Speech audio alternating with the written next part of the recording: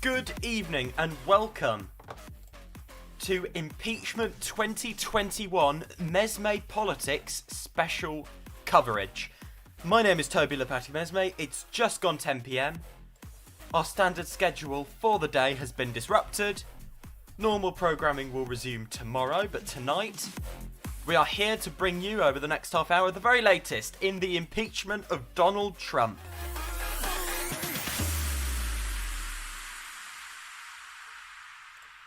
So, Trump has been impeached.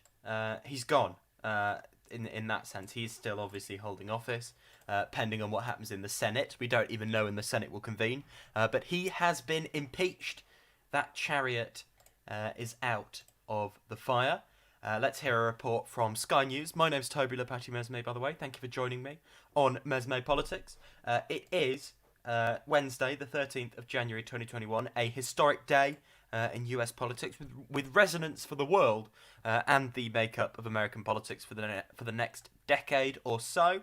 Let's hear a report from Sky News a couple of days ago, basically explaining what Trump is being charged with on his one article of impeachment. Well, Sarah, the politics here is gathering pace after those very dramatic events last week, which saw the Capitol building stormed by Trump supporters. Now, the Democrats were hoping to introduce a resolution into the House calling, as you heard on Mike Pence, the Vice President, to introduce the 25th Amendment, which would force Donald Trump from office. It's basically an amendment to the Constitution which, if a president is physically or mentally incapable of dispensing his duties, he has to get out of the way. In this case, of course, it would be his mental capacity to be president of the United States. They were hoping for unanimity. That was blocked by the Republicans. So what's happened now, you've seen the adjournment. It will go back to the floor tomorrow at 9 a.m. where there'll be a vote on it, and we'll see whether it passes then. In the meantime, we understand they've also introduced a resolution for impeachment against Donald Trump. That will be voted on, we think, on Wednesday. It just needs a simple majority, and if that happens, of course, Donald Trump will be in the ignominious position of being the first president ever to be impeached twice. Of course, there are big questions about the timetable of all of that. It will get through the House of Representatives, but what happens when it gets to the Senate? Of course, by the time it's actually dealt with, Donald Trump will no longer be the President of the United States. The Senate doesn't reconvene until the 19th of January. Conventionally, what happens is the articles of impeachment go to the Senate, they sit on it for a day, and then it goes for the floor, which would be the 20th of January, the day of the inauguration, when President-elect Joe Biden becomes the next President of the United States. Interestingly, one theory is that they may sit on those articles of impeachment and Nancy Pelosi won't push them over to the Senate until Joe Biden has had his first 100 days. He can choose the people he wants to surround himself with and also get his agenda off the ground without it being overshadowed by the spectre of Donald Trump and the accusations against him of treason, high crimes and misdemeanors. Okay. So Trump deserves the title he has gained himself of the only president in American history to have been impeached twice. It's a drastic measure. It's drastic times. He deserves that. That will now be etched into the eons of the echelons of history, the dusty books in decades to come, although there won't be books because all the trees will be gone by then, unfortunately. That's now down. You can't get rid of that.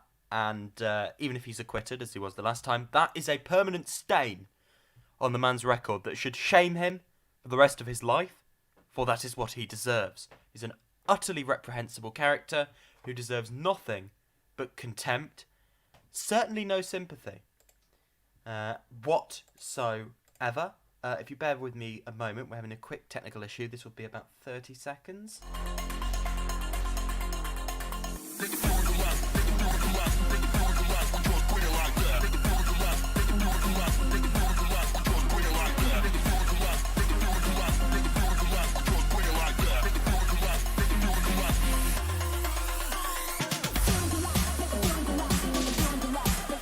apologies. That's now sorted. A very calming thing to superimpose onto it. But yeah, utterly reprehensible character, despicable individual, deserves everything he gets out of this. The whole thing, another observation, just thinking about the historical context of the whole thing, is that in a unique way now, the whole thing, the whole apparatus of impeachment is party political. These things are overwhelmingly party lines affairs. It's very concerning that that's how things have developed, but it is how they've developed, and it is the way we're stuck with. We've got an absolutely shameless Republican Party and a locked-together Democratic Party. They will attack each other at the slightest opportunity, but they will not turn on their own leaders if there's signs of mispractice. If the Trump era has shown us anything, it's definitely the case, overwhelmingly so, far more than in the Democratic Party, in the Republican Party. And I put this to lawmakers in the States. If now isn't the time to impeach a president when they've basically committed treason, they've basically urged an insurrection against a branch of government, if now is not the time, when on earth is the time to vote to impeach? If you do not vote to impeach, and obviously most of the Republicans haven't, you are proving that the system doesn't work because of the dishonesty and treachery and shameless politicking of the people that reside within the system, the lawmakers themselves. The GOP is ripping itself apart now completely.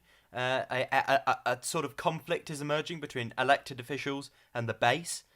This is happening on a scale not seen in centuries. You know, the risk of a political party fragmenting. We haven't really seen anything on that scale since literally within the 1800s. You know, we've had a realignment, but we've not had a split in the way we could see in the 1900s. This is some old school stuff in the sense that we are seeing insurrection, we're seeing voter fraud weaponized as a political accusation, parties delegitimising their opponents and calling each other traitors. This is historically polarised. It's been there before many times in American history, but it is a right now polarised politics in a way that in any of our lifetimes, my lifetime, your lifetime, our parents' lifetimes, our grandparents' lifetimes, even our great-grandparents' lifetimes, you'd have to go back to see polarisation on this sheer visceral scale. Nothing has ever been. Of course, there's always conflict. Of course, there's always shameless stuff. You know, there was Watergate. There have been all sorts of things. The Vietnam War, but nothing quite as blatantly partisan and ugly as things are developing into now. You know, put it this way: Richard Nixon never tried to insurrect the Capitol, and you know, Lyndon B. Johnson didn't call Republicans traitors. Like, there's something unique about what's happening right now. Unique in living memory, of course, not in all memory. Let's have a listen to House Speaker Nancy Pelosi on the impeachment of President Trump as it's brought to the floor in the House today. Your souls and answer these questions. Is the president's war on democracy in keeping with the Constitution? Were his words an insurrectionary mob a high crime and misdemeanor? Do we not have the duty to our oath to do all we constitutionally can to protect our nation and our democracy from the appetites and ambitions of a man who has self-evidently demonstrated that he is a vital threat to liberty, to self-government, and to the rule of law? Our country is divided, we all know that. There are lies abroad in the land spread by a desperate president who feels his power slipping away. We know that too. But I know this as well, that we here in this House have a sacred obligation to stand for truth, to stand up for the Constitution, to stand as guardians of the Republic. In a speech he was prepared to give in Dallas on Friday, November 22nd, 1963, President John F. Kennedy was to say, "We in this country, in this generation, are, by destiny rather than choice, the watchmen on the walls of world freedom. We ask, therefore, that we may be worthy of our power and responsibility, that we may be worthy. President Kennedy was assassinated before he could deliver those words to the nation, but they resonate more even now, in our time, in this place. Let us be worthy of our power and responsibility, that what Lincoln thought was the world's last best hope, the United States of America, may long survive. My fellow members, my fellow Americans, we cannot escape history. Let us embrace our duty, fulfill our oath, and honor the trust of our nation. And we pray that God will continue to bless America. I thank you, Madam Speaker, and yield back. Let's think about the short-term and medium-term political ramifications of the whole thing. It means the Republicans, in a way, the Republicans, if they carry down the road of Trumpism in this sort of visceral QAnon-embracing, fact-bashing style, it means it has become, in a way, it never was. Of course it was minoritarian, but a truly minoritarian agenda, in the sense that maybe 35% will cling on, the locked-in base, but some other people on the edge, wavering people, will peel off. We don't know where they'll go. But judging by the way the approval ratings are going for Trump right now, we're going to be down to a core of about 35%. That 35% can go great in primaries. It can win Republican primaries. That 35% can dictate who stands for Congress. It can primary people, but it cannot win on a national level. It can't win control of the House. It can't take the presidency. That is the serious risk for Republicans going forward, particularly regards the presidency. They may be locked out of power.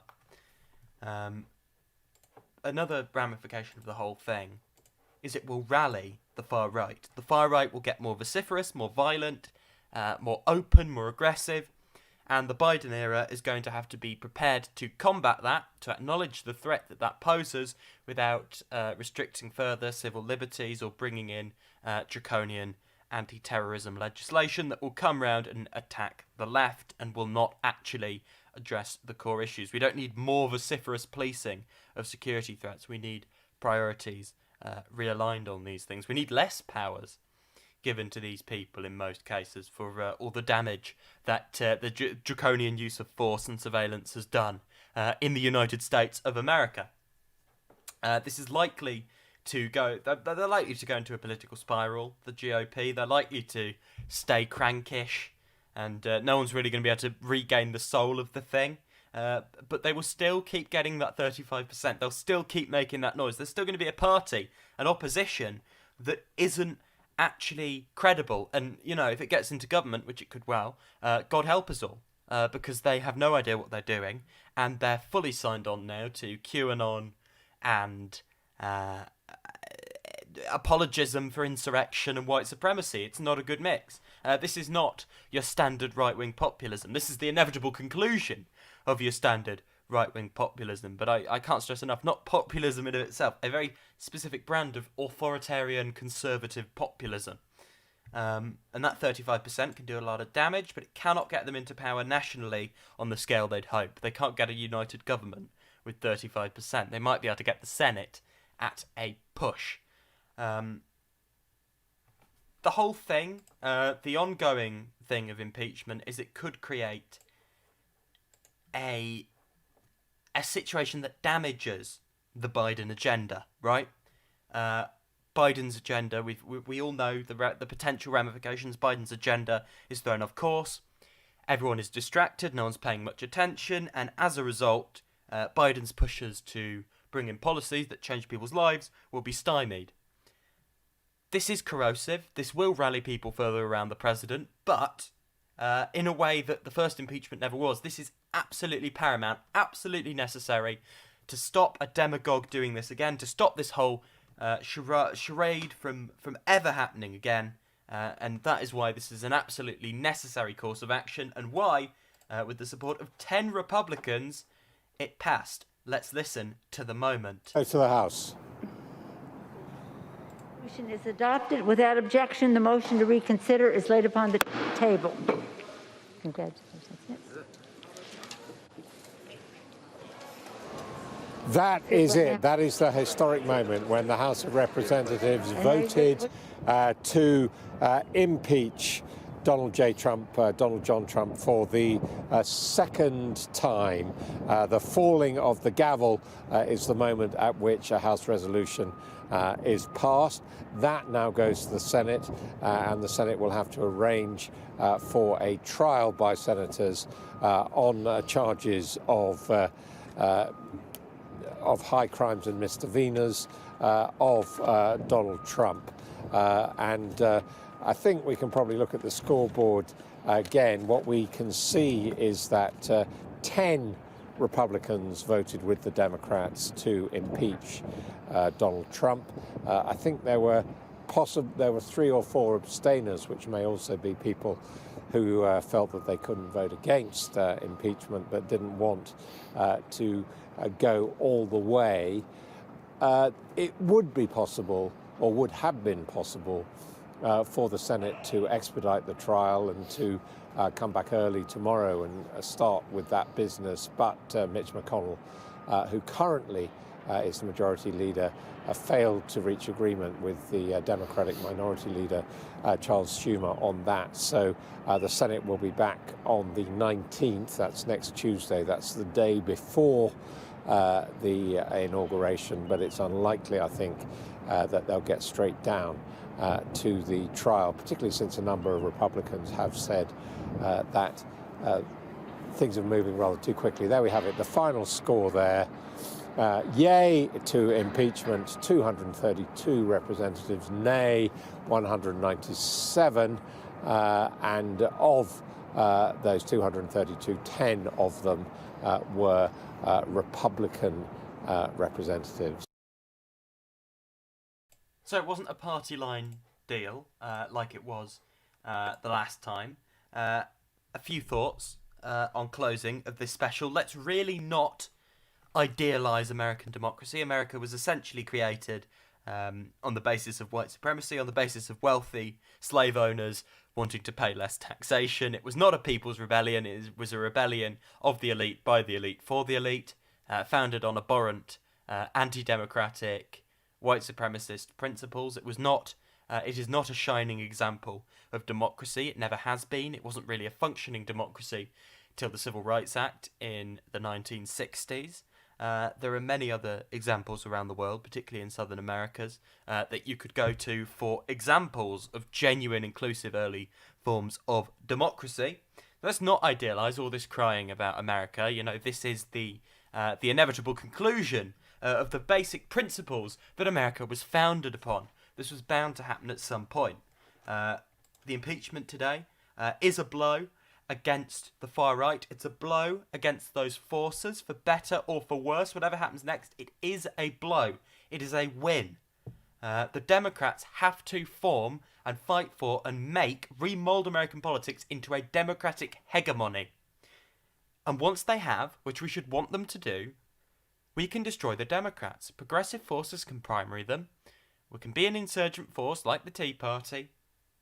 And we can foster a democratic, participatory, peaceful revolution that will be able to seize the agenda over time in Congress, that will be able to seize the agenda in the primaries, will eventually get one of our people in the White House, a majority of our people in the House or the Senate. It is a long project. It could take decades. It could take a lot shorter than we might think. It's what we've got to do. And the first step is for Democrats to build a hegemonic era in US politics of united government, which really means delivering in these next 2 years and hoping that acts as a springboard rather than a plunge off a rocky cliff in 2022. It could be either. More likely to be the shiny uplands after the events of the last week or so. Previously, it looked like Republicans had sneaked back in. America, it looks like a joke to the world right now. They can never preach about democratic ideals. Remember, these sort of events are funded by the US government in other countries. They have no moral high ground on this sort of thing, and the country now does look like a joke, an absolute joke, and rightly so. There is a decent chance that was not there before that Trump could genuinely be convicted in the Senate, that would prevent him, if a majority vote went through after that, from standing again. That would be excellent. That would be a result. That would be a penalty. It would be a deterrent to future demagogues. We will see. We will see what happens. We'll be back with more special coverage of Impeachment 2021 when it goes to the Senate and when developments occur. Thank you for joining me today. I will be back, as usual, at 7 p.m. on this YouTube channel tomorrow for, your standard MesmePolitics.